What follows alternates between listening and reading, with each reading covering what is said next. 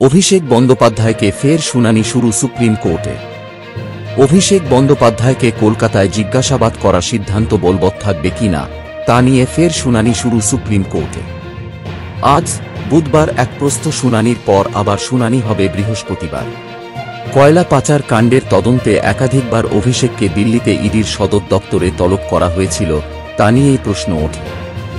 এদিন অভিষেক বন্দ্যোপাধ্যায়ের তরফে আইনজীবী কপিল সিব্বল একাধিক প্রশ্ন তোলেন আদালতে।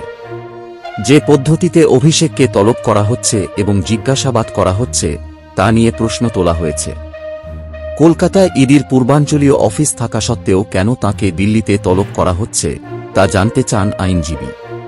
সুপ্রিম কোর্টের নির্দেশেই অভিষেক বন্দ্যোপাধ্যায়কে গত বছরের 2 সেপ্টেম্বর কয়লা পাচারকাণ্ডে কলকাতায় জিজ্ঞাসাবাদ করা হয়। তার আগে আইনশৃঙ্খলা পরিস্থিতির কারণ দেখিয়ে দিল্লিতে জিজ্ঞাসাবাদ করার কথা বলেছিল ইডি। সিব্বল আদালতে জানান, তৃণমূল সাংসদ অভিষেক জিজ্ঞাসাবাদের মুখোমুখি হয়েছেন, তবে তার জন্য আইন শৃঙ্খলা পরিস্থিতির কোনোরকম অবনতি হয়নি। তবে কেন তাকে দিল্লিতে তলব করা হবে?